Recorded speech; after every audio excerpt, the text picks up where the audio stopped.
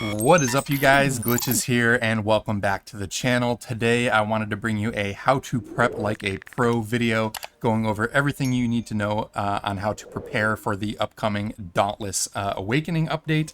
There's a ton of mechanics that are changing that are drastically going to change how we play the game moving forward, and so there's a bunch of things you can do right now to prepare for that update to make the transition a little bit smoother, and I wanted to share all that with you today and kind of go over what I'm personally going to be doing as well.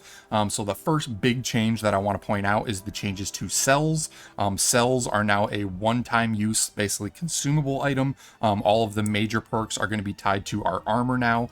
So you're going to want to stockpile on as many duplicates of the major cells that you like to use as possible. That means using all of your cell cores and things like that to just build up that stockpile of them as much as you can. Also, any +3s and +2 versions of certain cells are going to be refunded back to us as multiple duplicates of the +1 variations of them. So a +3 version of the cell is going to give us 4 of the +1s upon release. +2s will give us 3 of those upgrades. So ideally, if you have at least 2 of the +3 variations of some of the major cells you use on a regular basis, we should have 8 to 10 of them right out of the gate when the update drops of the +1 variations. The other thing I would recommend, the mistake that you do not want to make, is to break down all of the duplicates that you may have right now into Aether Dust at the middleman, because Aether Dust is being removed from the game completely. The devs had said that they may or may not bring back dusting of cells later on, but at the release of Awakening, they're going to be non-existent. So do not accidentally delete all of your cells that you think you don't need right now into dust, because it's just going to be a waste. Hold on to all of those duplicates, because anytime that you switch weapons or switch a loadout or want to test out a new build and want to make adjustments, you will lose those cells every time that you unequip them and try something out during your testing. So keep that in mind. So that is the one big thing I wanted to mention, is use those fusion cells and start stockpiling on cells as early as possible. The next big thing, obviously, that's going to be changing is the Reforge system. What was the major game mechanic in the previous major update is now going to be obsolete. Weapons are going to be leveled up separately now. There is no reforges. So all of the consumables, like your Aether Hearts, for example, that you use to power surge weapons, those are going to be going away as well. So make sure you go to the vendors, and all the major weapons and armor that you typically use for your go-to builds, you want to make sure that you go ahead and power surge all of them, because if you have a power surge piece of armor, it's going to start out at level 10 instead of level 1. So it's going to save a ton of time in the long run leveling once the update drops. If you don't have a piece of armor or weapon upgraded, you're gonna have to basically start from square one at level 1 with that and rank it up all over again. So if you want to power surge something, you just click on any weapon and hold to power surge, and it's going to require one of those Reforge Aether Heart consumable items. So make sure you burn through all the Reforge tokens that you have to upgrade as many pieces of armor and weapons as possible, just to save on a ton of leveling later on once the update drops. So that is the next piece of information I wanted to bring to you guys, and what I'm definitely going to be doing. Other consumables like your Chrono Stones, for example, for like the Paradox Breaks hunting grounds to do the event farming, those are going to be going away as well. So that would be a great time to burn through and use up all of those. The next thing, obviously, that I want to talk about is the double XP weekend.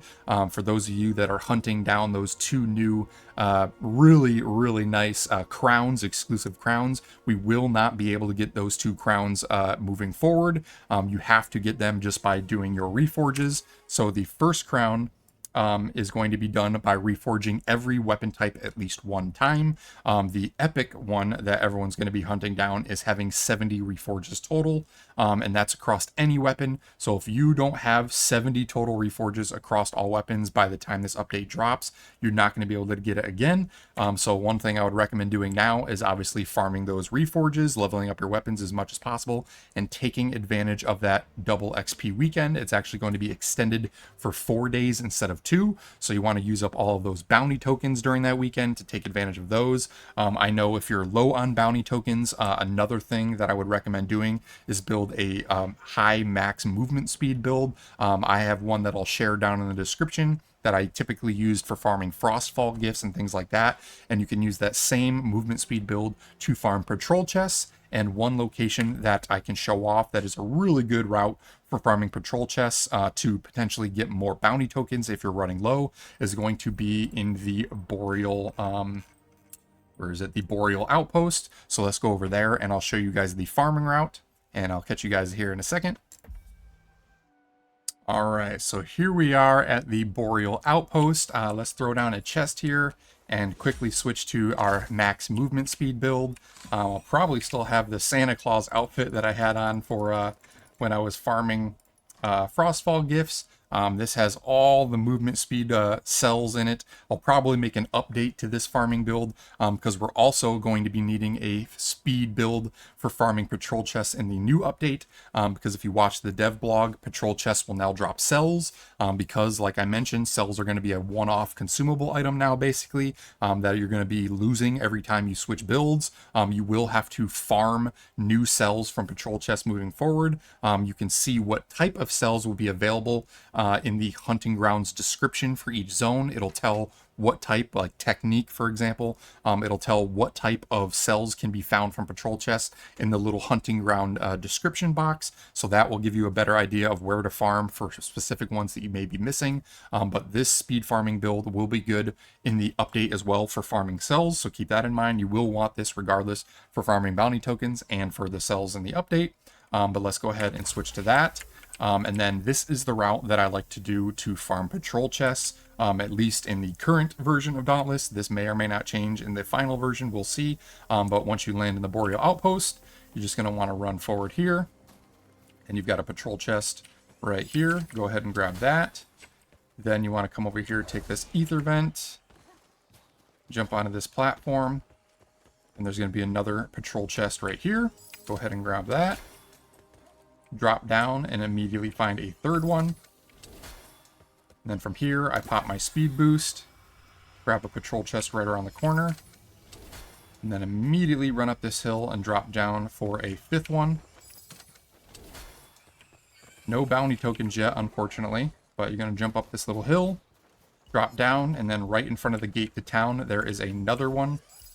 And then from here, with my build, I like to run umbral weapons, so you can just use your G ability, teleport up to the top of the cliff, and then once you're up top, run to this little tower over here to find another patrol chest.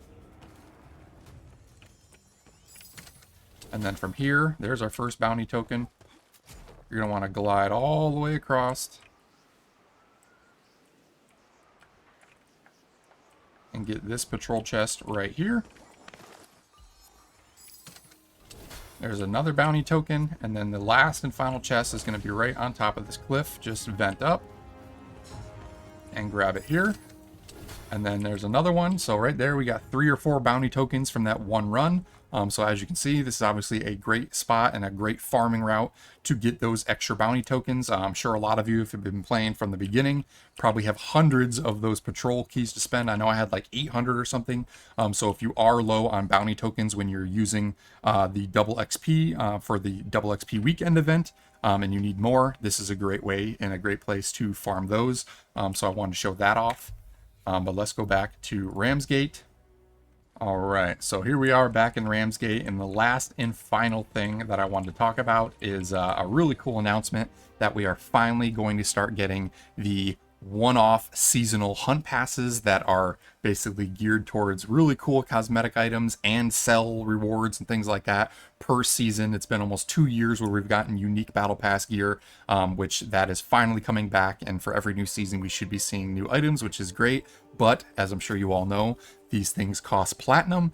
So what you can do is head over to the store, and the final thing, if you have the money and want to support the game and or just prepare for the final game, is to head over to the store and go to the platinum section and pick up one of the platinum bundles. You can do the support a creator code. I do have mine. It's going to be just Glitchiz. I have the link for it down in the description of the video as well. If you want to show some extra support to the channel, feel free to use my creator code anytime that you purchase in-game items, especially platinum, which is going to be big for this new update. It's been a long time since we've had anything new for our battle passes, so I'm sure a lot of you are going to want to invest in the new upgraded, probably elite track even for the battle pass. I know I am. So feel free to use that. All the support is greatly appreciated. But yeah, all in all, yeah, that is the things that I would do to prepare for the new upcoming Dauntless Awakening update. Just to reiterate, make sure you save all your cells, do not dismantle them, use up all of those fusion cores to get as many cells stockpiled as possible.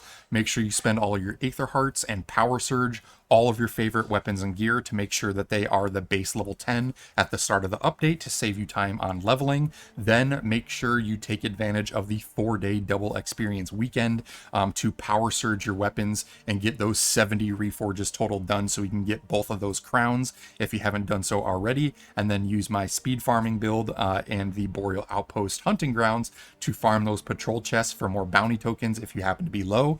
So that's all in all everything I can give you guys for advice. Hopefully it helps. If it did, be sure to smash that like button, comment down below. I appreciate all of your guys' feedback.